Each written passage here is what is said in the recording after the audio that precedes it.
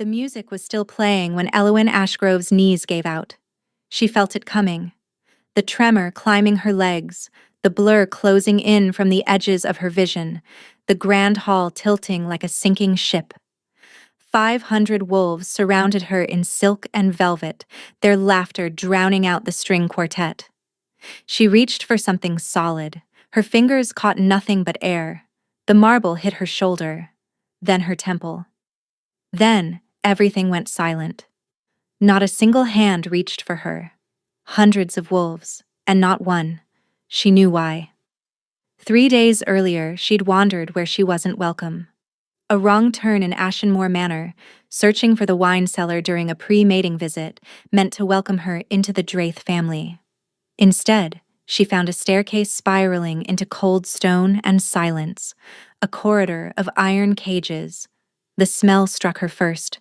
Fear, unwashed skin, something chemical and wrong. Then the sounds, whimpering, the scratch of nails on metal. Omegas. At least a dozen, hollow-eyed and trembling, their wolves suppressed beyond shifting. And at the far end, a desk holding a leather-bound ledger in Corvin's own handwriting. Names, dates, prices, buyers. He was trafficking them, border pack Omegas, runaways, orphans, anyone who wouldn't be missed, sold like livestock.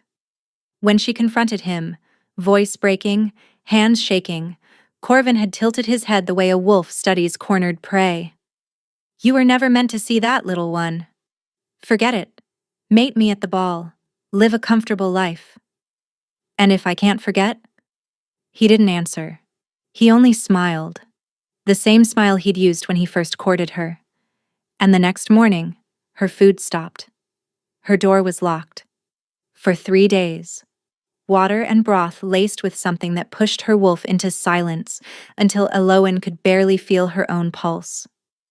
They dressed her on the 3rd morning, painted her hollow cheeks, cinched her gown to hide what hunger had carved away, and brought her to the mating ball like a gift wrapped in silk and starvation. "Smile," Corvin whispered at the entrance, fingers bruising her arm. "Tonight you become mine. Look worthy of it." She'd smiled. She'd walked. 11 minutes later, her body surrendered what her spirit wouldn't, and the floor rushed up, and the world went black. And her last thought was a single, bitter truth. "No one is coming for me." The murmurs reached her before consciousness did. Then warmth. Not cold marble, but arms. Someone lifting her with a care that made no sense in a room full of predators. "Set her down." Corvin's voice, sharp, territorial. "She's my betrothed. I'll handle this. You'll step back." A different voice, deep, unhurried, carrying the kind of authority that doesn't need volume. "Now." The arms tightened around her, not painfully, protectively. Elowyn forced her eyes open and through the blur found a jaw carved from granite, dark hair falling past the collar, and eyes like a winter storm. Pale silver, almost white, locked on Corvin with an expression that could freeze fire. She collapsed from hunger at a banquet hall. The voice continued, and Elowyn felt it vibrate through his chest against her cheek. "Wearing your courtship mark, scented with moon's bane." Each word fell like a verdict. What kind of alpha lets his Omega starve? Silence. The entire hall, perfectly still. "She's ill." Corvin recovered quickly, smoothing his voice into concern. "A nervous condition, the excitement of the ceremony." "She's malnourished. I can feel her bones through silk." The man holding her hadn't moved, hadn't lowered her, hadn't broken his gaze from Corvin. "I'm taking her to my quarters. You'll send a physician and food. And if anyone follows who isn't carrying either, I'll treat it as a challenge." A challenge. From an alpha king, those words meant one thing: follow me and die. Corvin's face cycled through fury, calculation, and finally a thin, venomous smile. "Of course, Your Majesty. I only want what's best for my future mate." "Then you should have fed her." He carried her through the parting crowd. Elowyn tried to speak, to make sense of what was happening, but her body had nothing left. The last thing she registered before the dark pulled her under again was a scent. Pine, iron, and something wild, and a heartbeat beneath her ear, steady as a war drum. The name reached her last, whispered through the crowd like a prayer or a warning. Soren Vale, Alpha King of Shadowmere, ruler of the Northern Territories. And the man Corvin's father cursed as the enemy at every pack gathering she'd ever attended. She'd fainted from hunger at the mating ball. The Alpha King had lifted her from the floor, and he hadn't let go. Whether that made her rescued or claimed, Eowyn couldn't yet tell. She woke to firelight and the smell of roasted meat. The room was vast, vaulted stone ceilings, tapestries of wolves running beneath silver moons, a hearth wide enough to stand in. On a table beside the bed, bread, cold venison, cheese, dried fruit, broth, and water. More food than she'd seen in a week. She was reaching for the bread when a voice stopped her. Slowly. Your stomach won't handle much after 3 days empty. Eowyn turned. He sat in a chair by the window, ankle crossed over knee, watching her with those impossible silver eyes. In the firelight, she saw him clearly for the first time. Tall, broad-shouldered, a face that was striking the way a fortress is striking. Imposing, deliberate, built to endure. A pale mark ran from his left temple to the corner of his jaw, the kind earned, not given. Sleeves rolled to the elbows, forearms lined with old battle marks. He looked like a man who solved problems permanently. How long? She rasped. 7 hours. The physician confirmed malnutrition, dehydration, and Moonsbane suppression. The Moonsbane will take days to fully clear your system. I know what Moonsbane is. Then you know it's been outlawed since the Blood Wars, which means whoever administered it committed a crime, punishable by execution in every territory north of the Ashvale River. She drank the water he poured for her, hands trembling around the cup. Why did you help me? She asked. I haven't decided if I was helping you or making a strategic decision. He returned to his chair. Tell me why Corvin Draith is starving his betrothed and dosing her with a war-era poison, and I'll figure out which one it was. She could lie, but Corvin had let her collapse on marble in front of an entire ballroom without a flicker of concern. He'd drugged her, starved her, and tonight, after the mating ceremony, he would have owned her silence permanently, sealed by a bond she could never break. There was nothing left worth protecting except the truth. He's trafficking omegas. The words came out flat, steady, steadier than she felt. Dozens of them, taken from border packs, runaways, orphans. He keeps them in cages beneath Ashenmore Manor, suppresses their wolves with Moonsbane, and sells them to buyers across the Eastern Territories. I found the ledgers. Names, dates, amounts. All in his handwriting.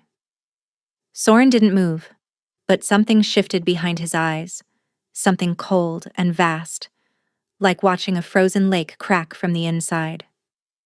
When I confronted him, she continued, he locked me in my room, starved me for 3 days, drugged my broth, then brought me to the ball to complete the mating so I'd be bound by pack law, unable to speak against my own alpha.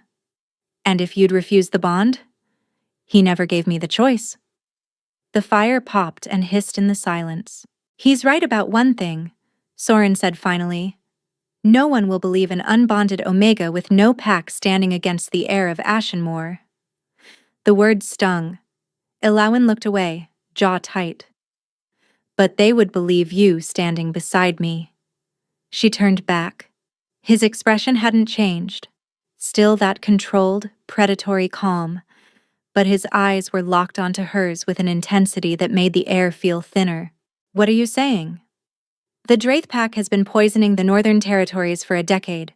Trafficking, blackmail, alliances built on intimidation. I've tried to dismantle them for years. They're too careful. They destroy every trail and silence every witness. He paused. Until you. I don't have the ledgers. Corvin does. But you've read them. You remember names, dates, buyers. You can describe the operation, the facility, and the cages. And who would listen to me? Every alpha in the Northern Territories, if the testimony comes from the bonded mate of their king. He let that settle. Mate me instead. The room lost its air. You can't be serious. A bond with me makes you untouchable. Corvin loses all claim. His family can't silence you or invoke pack law against you. And together, we tear them apart. This is insane. This is survival. Yours and theirs. His jaw tightened. There are Omegas in cages tonight, waiting to be sold. Every day we waste is another day they stay in chains. That landed. Hard. If I agree, Elowen said, forcing steel into her voice, I want your word. The Omegas come first. Not your politics. Not your revenge. Those wolves in cages get found, freed, and protected before anything else. Agreed. And I'm not a possession. This bond makes me your equal, not your property. I testify because I choose to. Something that might have been respect crossed his face. Agreed. Anything else? Yes. If I ever become a danger to you, if protecting me costs more than I'm worth, you let me go. That won't happen. Promise me anyway. He crossed the room and extended his hand. I promise. Do we have a deal? She looked at his hand. Scarred knuckles, calloused palm, steady as bedrock. The hand of a king who had just offered to make her the most protected Omega in the Northern Territories so they could destroy the wolves who caged the defenseless. 12 hours ago, she was locked in a room, starving, her wolf silenced, waiting to be mated to a monster. Now a different kind of dangerous was offering her a chance to fight. Elowen took his hand. We have a deal. His grip was warm, firm, and he held it one beat longer than necessary. Then eat everything on that table. He released her hand and moved toward the door. When the moon's bane clears and your wolf wakes, you're going to need your strength. He paused at the threshold. Your Majesty, she called. Why were you at the mating ball? You don't need a mate for power. A beat of silence. Something flickered beneath the surface, brief, unguarded. My council demanded I attend. Political stability requires an heir. He opened the door. I didn't expect to find my future queen on the floor.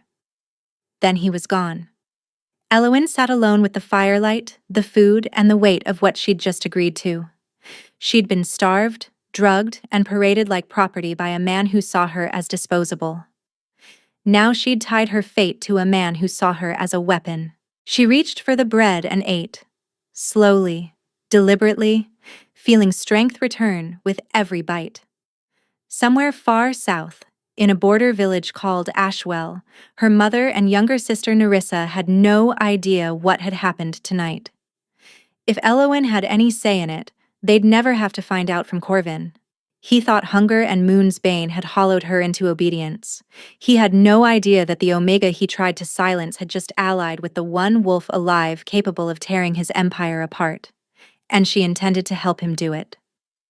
2 days later, Elowen sat in a carriage bearing the Shadowmere crest, a silver wolf mid-howl against a black moon. Watching the Northern Territories unfold through frosted glass, the moon's bane still clung to her bloodstream like smoke trapped in a bottle. Her wolf stirred occasionally now, faint pulses of warmth where days ago there had been nothing. Coming back to life, in pieces. Soren rode alongside the carriage on a massive black destrier, checking the windows every half hour. Not hovering, patrolling. He'd arranged furs for her seat, hot broth in a sealed flask, salted meat wrapped in linen. He made sure she ate every 2 hours. He never asked how she felt. He simply ensured she had what she needed and kept moving. As dusk painted the sky in bruised violet, the road crested a ridge, and Shadowmere Keep revealed itself. It wasn't a manor. It was a mountain wearing a crown. Black stone walls scaled the cliffside in tiers, each level fortified with watchtowers and iron gates. The keep sat at the summit, sharp-edged against the sky, flanked by two vast wings that curved inward like arms waiting to close. Below, a frozen lake reflected the structure like a dark mirror. Everything about it whispered the same word: unreachable. "It's terrifying," she said when Soren appeared at the carriage door. "It's supposed to be." He opened the door. "My ancestors carved it from the mountain during the Wolf Sovereign Wars. Nothing has breached these walls in 400 years. Nothing will breach them now." He helped her down. The keep's iron gates groaned open and figures emerged. Dozens of them, lining the stone courtyard in disciplined rows.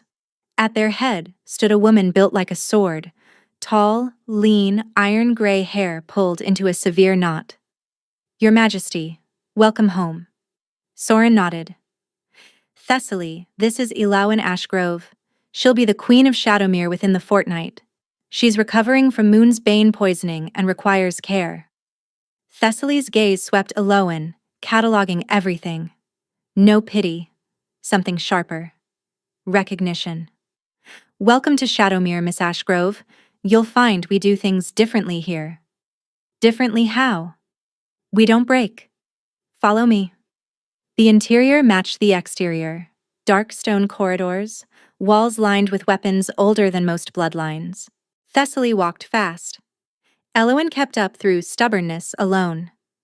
"His Majesty occupies the North Tower," Thessaly explained. "Your quarters are in the East Wing."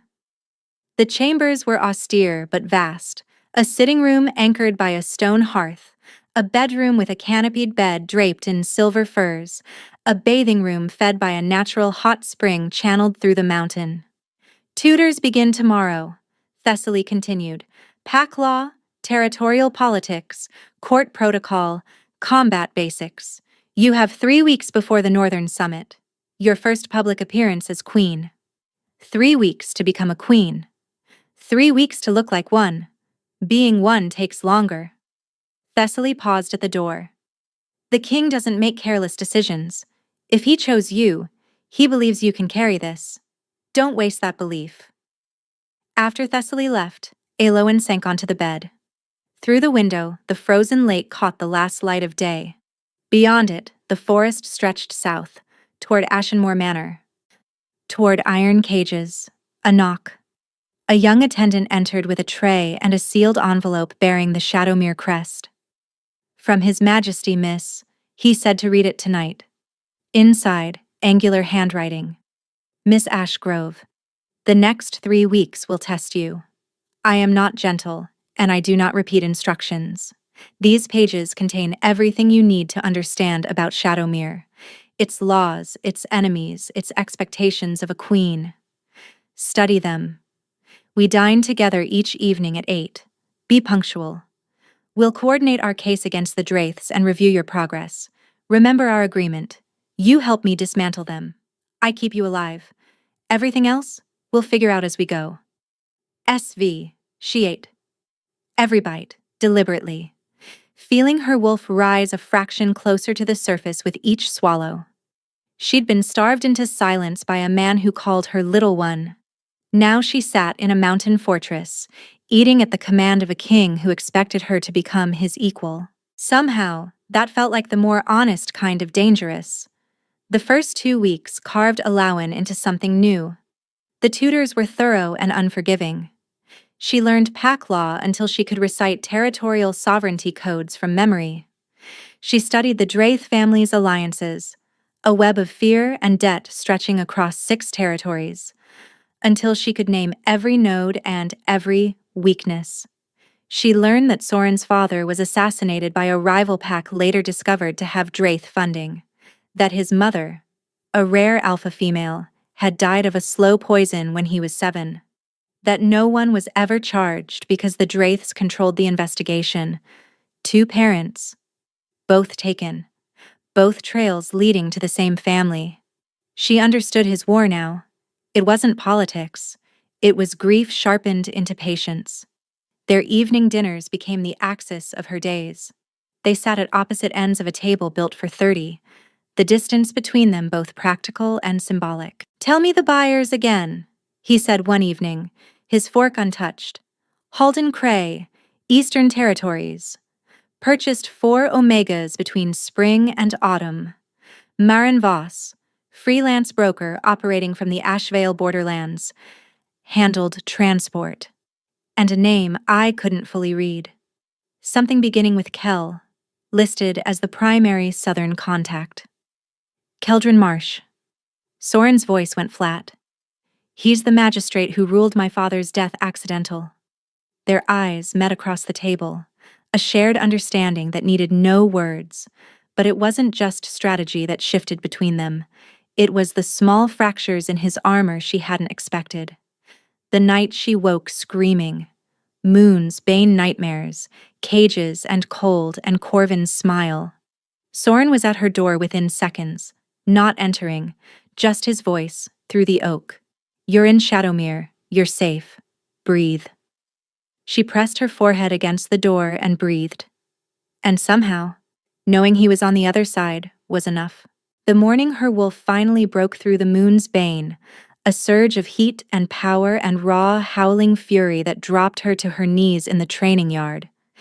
It was Soren who crouched beside her, his hand steady on her shoulder, his own wolf radiating a calm so deep it felt like bedrock. Let her come, he murmured. Don't fight it. She's been caged long enough. Her wolf erupted. Not a full shift, but a roar of presence that shook the air, sent every wolf in the courtyard stepping back, and left Elwyn gasping on the stones, tears streaming, more whole than she'd felt in weeks. When she looked up, Soren was still crouched beside her. His hand hadn't moved. Welcome back, he said quietly. That night at dinner, she set down her glass and held his gaze. Let me do more than speak. Not as a witness you're shielding, as a partner. You don't know what that costs. I know what silence costs. I spent 3 days learning exactly what it tastes like. Let me fight beside you. A long pause. Then, slowly, he nodded. Together then. But you follow my lead. He extended his hand across the table, across all that deliberate distance. Welcome to the war, my queen. She shook it. His grip was warm, rough, lingering. The northern summit was still 10 days away when everything accelerated. A rider arrived from Lord Fenwick of Greymarch with an invitation to a private gathering. 8 days from now. 20 guests. High influence. The Draiths will be attending, Soren told Elwyn. They accepted because Greymarch is neutral ground. They feel safe there. His eyes sharpened. They don't know you're coming. Am I ready? We're about to find out. He turned to Thessaly. Arrange a formal dinner here in 3 days. 8 guests, Lord Aldrich and Lady Brenna of Ironholt, Elder Maeve of the Thornwall Pack, and 5 from my inner circle. Full protocol. A rehearsal, Thessaly said. A test. If she can hold this room, she can hold Greymarch. 3 days of controlled fire followed. The seamstress delivered gowns, dark fabrics, sharp cuts, nothing soft. Armor disguised as silk. The night of the dinner, Elwyn studied her reflection. A gown of midnight blue, cut to showcase the lean strength her body had rebuilt. A silver circlet, Soren's mother's, Thessaly had whispered while placing it. She looked like a queen. She didn't yet feel like one. A knock. Soren entered in formal black, silver crest at his throat. He stopped when he saw her. Something moved behind his eyes. Quick, unguarded, immediately controlled. That circlet suits you, he said. Is that your version of a compliment? It's my version of honesty. He offered his arm. Ready? No, but I'll do it anyway. The guests assessed Elwyn with the precision of wolves evaluating a newcomer's rank. Dinner unfolded like a chess match. She remembered every protocol, navigated every trap, and engaged Elder Maeve in discussion about Omega protection laws, a topic she genuinely cared about. Then Lady Brenna mentioned the disappearances. 3 more Omegas gone from the border packs last month. No bodies, no trails. They simply vanish. It's been happening for years, Elder Maeve added. Someone with power is protecting whoever's responsible. Elowin chose her words with precision. Forgive me, Elder Maeve, but have the investigations ever looked at who profits from those disappearances? Omegas have value, particularly unbonded ones from packs with no political protection. If someone were treating them as commodities, the disappearances wouldn't be random. They'd follow a market. Silence. Then Elder Maeve set down her glass with a sharp click. I think the Northern Territories finally have a queen worth listening to. After the guests departed, Soren found her in the library, hands still trembling from adrenaline. You didn't just pass the test. You rewrote it. He poured himself a drink. Elder Maeve will be composing letters by morning. By the time we reach Greymarch, the border packs will be asking questions that lead directly to Ashenmoor. You planned this. You invited Elder Maeve because she has the most influence over the border territories. Every move I make is calculated. That's how wars are won. And what happens when we actually face the Draiths at Greymarch? Soren's expression hardened into something that looked like the mountain his keep was carved from. We tear them open. Greymarch Hall sat in a valley ringed by ancient oaks, neutral ground, built from pale stone that glowed amber in fading light. As their carriage descended, Elowin spotted the banners. Fenwick's silver stag, Iron Holt's crossed axes. And there, snapping in the wind like a taunt, the crimson and black of Ashenmoor. Remember, Soren said. We arrive together. We observe. Let Corvin see you. Let him understand what you've become. Let him panic. The carriage halted. Elowin stepped out wearing black, not mourning, but authority. Silver thread traced the Shadowmere crest along her bodice. The circlet from the rehearsal dinner sat above her brow. A queen's crown, earned in fire. She felt its weight like a reminder. You belong here now. The whispers ignited instantly. Is that the new queen? She came from nothing. She doesn't look like nothing. Look at the way Shadowmere watches her. As they followed Lord Fenwick through the corridors, Elowin heard Corvin's voice from the drawing room. Easy, confident, and unsuspecting. Her step faltered. Soren's hand found the small of her back. Steady. Not yet. In their suite, the door barely closed before Elowin gripped a chair. He's here, right now, in this house, laughing, while Omegas rot in his cages. I know. What if I freeze when I see him? Your wolf will do exactly what you tell her to do because you are her alpha now, not Corvin. Soren knelt before her, taking her hands. You survived Moon's Bane. You survived starvation. You survived becoming a queen in 3 weeks. You will survive seeing him. His grip tightened. And he's the one who should be terrified. When did you start believing in me? When you demanded I free the Omegas before anything else, before your own safety. His thumb traced her knuckle. Maybe before that? From the balcony, she watched Corvin by the fountain below, tall, golden-haired, a young Omega at his side. Another target? He had no idea. Tonight, he would learn. Dinner was an orchestration. 20 wolves, candlelight, crystal. Corvin sat with his father Lord Draith and mother Lady Seren, his attention angled away from Elowin. It was Fenwick who made the discovery inevitable. Lord Draith, I don't believe you've met Queen Elowin of Shadowmere. Corvin looked up. His eyes found Elowin. Every drop of color drained from his face. His wineglass slipped, red splashing across white linen like a wound. Forgive me, the queen reminded me of someone. How interesting, Soren said, his voice carrying. Do you know my wife, Lord Corvin? Lady Seren intervened smoothly. I don't believe we've had the pleasure. Thank you, Lady Seren, Elowin said, though I believe your son and I have crossed paths. Dinner continued, but Corvin's eyes never left her. Calculating, panicked. Later, needing air, Elowin stepped onto the terrace.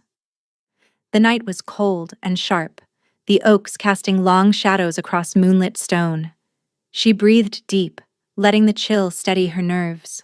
Footsteps behind her, deliberate, She knew who it was before he spoke. You should be dead. She turned. Corvin stood in the doorway, charms stripped away, something feral and furious beneath. He looked diminished out here, smaller than she remembered, meaner. And yet here I am. How? I gave you enough Moon's Bane to keep you silent for weeks. You should have been too far gone to speak by the time anyone noticed. Someone noticed immediately. Someone who recognized what Moon's Bane smells like and what starvation looks like. She held her ground. Unlike you, he chose to help. What did you tell him? Everything. You're bluffing. If you'd told him about the cages, he'd have moved against us already. Maybe he's building something unbreakable. She stepped toward him. You starved me. You drugged me. You would have bonded me against my will. Did you really think there wouldn't be consequences? I should have used a stronger dose. Yes, you should have.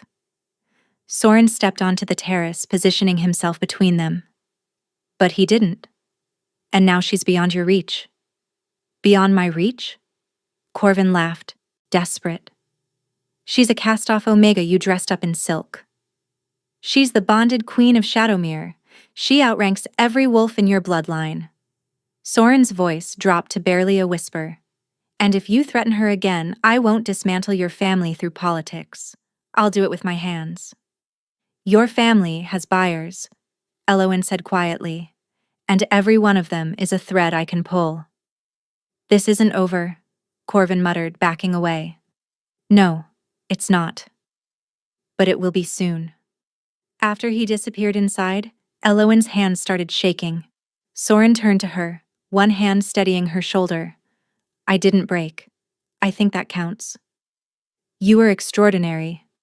He studied her face, and something shifted in his expression. Not strategy, not assessment. Something unguarded. We need to be more careful now. Cornered wolves are the most dangerous kind. Good. Let him feel exactly what I felt in that locked room. Justice? He asked. Justice, not revenge. They walked back inside together. Lady Seren watched with venomous precision. Lord Draith's expression was thunderous. And across the room, Elder Maeve raised her glass toward Elowen. But what Elowen didn't know, what she wouldn't learn until it was almost too late, was that Corvin had already sent a rider south. And the message had nothing to do with politics and everything to do with her 14-year-old sister Nerissa, alone in the border village of Ashwell. Past midnight. Elowen couldn't sleep. She found Soren standing at the window of their suite's drawing room, staring at the moonlit valley. Couldn't sleep? He asked without turning. Can you? Not often. He turned to face her, and she saw something she'd never seen in him. The exhaustion of 12 years fighting alone. Soren, whatever happens tomorrow, I'm grateful you found me. Even if I was just strategy, even if this bond was just a weapon. You were never just strategy. His voice was rough. Not since the moment you demanded I save those Omegas before I saved you. Then what am I? He set down his glass, crossed the distance, lifted her chin with fingers that were, for the first time, unsteady. You're the reason I remember why I started this fight. For the people who can't fight for themselves. I'd forgotten. You reminded me. She kissed him. Not a bonding ceremony's ritual, not a performance. This was the truth of what had been building since the night he stood outside her door and told her to breathe. His arms wrapped around her, gentle in a way that contradicted everything about his reputation. Her fingers traced the mark along his jaw. He made a sound. Low, raw, surprised, like something cracking open inside him. When they pulled apart, breathless, his silver eyes were wide with something that looked like wonder. That was not part of the plan, he said. Good. Your plans could use some disruption. A knock shattered the moment. Thessaly's voice, urgent. Your Majesty. A rider from Shadowmere. He read the letter. The softness vanished from his face. Corvin sent riders south, toward Ashwell. Toward your sister. The floor tilted. Nerissa. She's only 14. I already have wolves in Ashwell. I positioned them the day after you told me about your family. He gripped her shoulders. My wolves are faster. Your sister and your mother will be at Shadowmere within 2 days under full guard. You planned for this before I even asked? I planned for every way he could hurt you. That's not strategy. His grip tightened. That's something I don't have a name for yet. Tomorrow, she whispered, we end this. Tomorrow, he agreed, we end them. Lord Fenwick arranged an afternoon gathering on the south lawn, all 20 guests, tables beneath the oaks. It would not be civil. Lady Seren struck first, materializing beside Alowan. Your Majesty, tell me, where did you and the king meet? The bonding was so sudden. Fate works quickly sometimes. How romantic. Forgive me, but you seem familiar. Corvin was courting an Omega from the border villages, but she vanished before the ceremony. So tragic. Vanished, Elowen repeated. What a gentle word for it. Soren appeared. Lady Seren, I hope you're not interrogating my queen. Just conversation, Your Majesty. Clearly. He guided Alowan away. By midday, the whispers she'd planted had reached Greymarch. Border pack disappearances. Omega trafficking. Follow the money. Ashenmore. Then Lord Draith demanded a formal audience, accusing Alowan of being an imposter spreading lies. Fenwick agreed to hear both sides. Not a trial, a conversation. Let truth sort itself. Lord Draith stood first. This woman infiltrated our home, fabricated accusations, and then staged her own disappearance to generate sympathy. She has manipulated the Alpha King into a sham bonding to weaponize his authority against my family. Your Majesty, Fenwick said, you may respond. Elowen stood. Her wolf surged beneath her skin. Lord Draith is correct about one thing. I was in his home. But I didn't infiltrate anything. I took a wrong turn and found a corridor of iron cages. Cages holding drugged Omegas. Their wolves suppressed with Moon's Bane, a substance outlawed since the Blood Wars. Gasps rippled through the crowd. That's a fabrication, Lord Draith snarled. Is it? Then explain why Moon's Bane was found in my bloodstream. Administered over 3 days while I was locked in a room at Ashenmore. I was starved because I saw what I wasn't supposed to see. Drugged because I refused to stay silent. And brought to the mating ball half dead because Corvin needed the bonding to legally seal my mouth. She has no proof, Lady Seren cut in. Actually, Soren stepped forward, pulling documents from his coat. She has quite a lot. Physician's report confirming Moon's Bane poisoning. Bank records showing payments from Ashenmore to known traffickers. And correspondence between Lord Draith and a buyer named Halden Cray, negotiating prices for 4 unbonded Omegas. He laid the documents before Fenwick. One accusation is gossip. This is a pattern. Those documents are forged. Then you'll welcome an investigation, Soren said. Shall I call for one?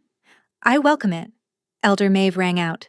3 Omegas disappeared from my territory last autumn. 7 in 3 years, all unbonded, all from vulnerable families.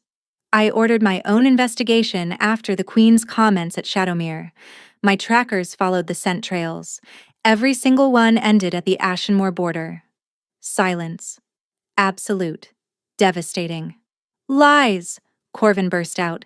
She's poisoned them against us? Then explain this. A small voice from the edge. Everyone turned. A young Omega woman, barely 18, gaunt, trembling, wrapped in an oversized cloak. Beside her stood Thessaly. My name is Isla Wren. I was taken from my village 8 months ago, kept in a cage beneath Ashenmore Manor. My wolf was suppressed with Moon's Bane. I was sold to a man in the Eastern Territories. She pulled down her collar, revealing a brand burned into the skin at the base of her neck. The Draith crest. They marked us, like cattle. The sound that moved through the crowd wasn't a gasp. It was a growl, low, collective, primal. I escaped 2 weeks ago, Isla continued. I walked for 6 days.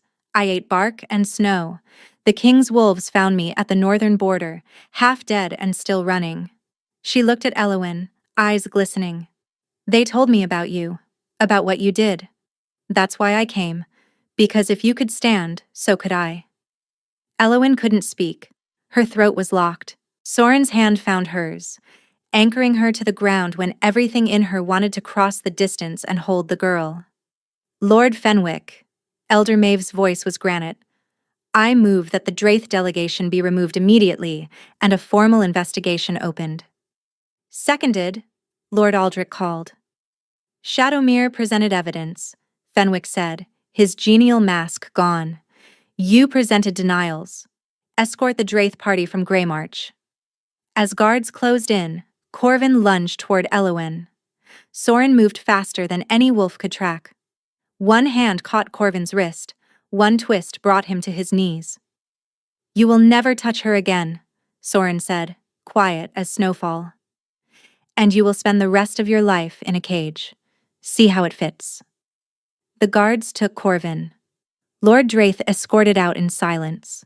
Lady Seren walked with her chin raised, hands shaking. Elwyn's knees buckled. Soren caught her. It's done, he murmured. You did it. We did it. She looked at him. And Isla, she came because you survived first. You stood first. His voice broke, just barely. You're not a weapon, Elwyn. You never were. You're a door. You opened it, and others walked through. Later, after the Allies, the whispered apologies, the shifting of an entire political landscape, they retreated to their suite. Your sister and mother arrived at Shadowmere this morning, Soren said. Safe. Thessaly sent word before the gathering. Relief hit like a wave breaking. You kept every promise. I told you I would. She looked at him, stripped of every strategic mask. When did this stop being a bargain? He sat beside her. The night you woke screaming and I stood outside your door wishing I had the right to open it. His voice was raw. I've spent 12 years fighting alone, treating every relationship as a variable. You broke the equation. You were supposed to be untouchable. I was. And then you touched me anyway. Not with strategy, but with the kind of courage I'd forgotten existed. He turned to look at her. You make every alliance stronger because you make me stronger. How could I not love that? She took his face in her hands and kissed him.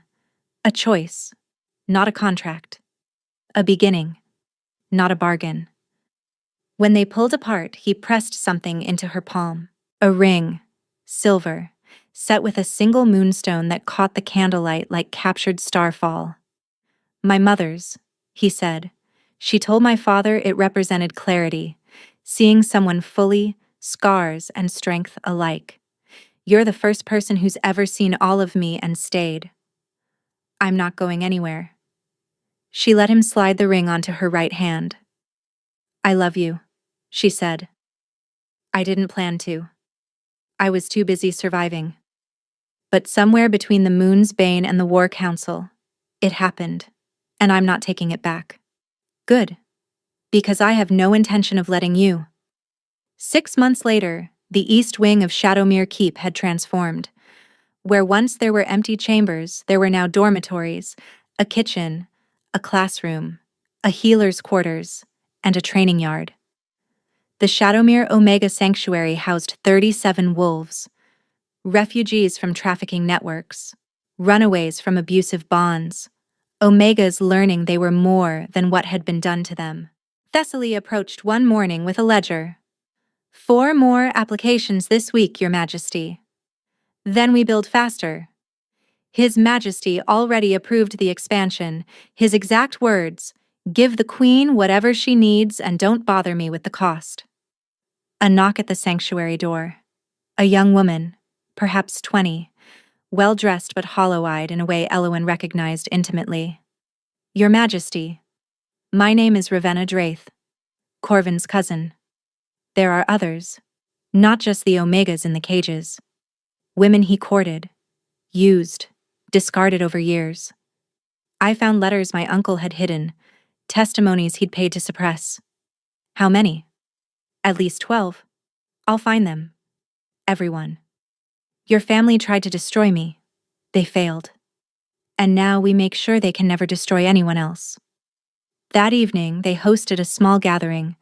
Lord Aldrich, Lady Brenna, Elder Maeve, Thessaly, and Elowyn's sister Nerissa, now 15 and fierce, training with the sanctuary wolves like she'd been born to it. To the Queen, Elder Maeve toasted, who reminded the Northern Territories that the smallest wolf can bring down the tallest tree. To the wolves who survived, Elowyn corrected, and to the ones still fighting. Later, in the garden, snow began to fall, soft, quiet, the same kind that had dusted the night of the mating ball. The night she'd collapsed on marble. The night a king had lifted her from the floor and refused to let go. Do you think about it? She asked. That night at the ball? Every day. What would have happened if I'd arrived 5 minutes later? If I'd assumed someone else would help? But you didn't. No. And everything changed. He turned her to face him, snowflakes catching in her hair. You were lying on the floor of a ballroom, starving, drugged, and alone. And you still had fire in you. I felt it the moment I lifted you. This furious, stubborn refusal to disappear. He cupped her face. I didn't save you that night, Elowyn. I just gave you a reason to save yourself. You gave me more than that. A home. A fight. A partner. She kissed him softly. A love I didn't know existed. It almost didn't. My council had to argue for 3 days to get me into that carriage. Then I owe your council a debt. I'll tell them. They'll be insufferable about it. She laughed, real, full, the sound of a woman who had learned that joy was not something taken permanently, only something you had to fight your way back to. They stood there in the falling snow, the king and the Omega who'd been left to break. 2 wolves who found each other in the worst moment and built something neither had planned, but both had needed. She'd fainted from hunger at the mating ball. He'd lifted her from the cold marble floor, and he'd never let go. Not when it was strategy, not when it became something more, and not now, when it was simply, impossibly, love. Thank you for staying with us until the very end. If this story stirred something in you, the hunger for justice, the power of being chosen when you've been thrown away, the fierce courage it takes to stand when the world expects you to stay down, I hope you'll share it with someone who needs to hear it. Drop a comment telling us your favorite moment and where you're listening from. If you're ready for another story where survival becomes strength and love finds you when you least expect it, subscribe and ring that bell so you never miss the next chapter. You are the reason these stories exist. Thank you for being here, for listening, for believing that even in the darkest moments someone might just lift you up and never let go.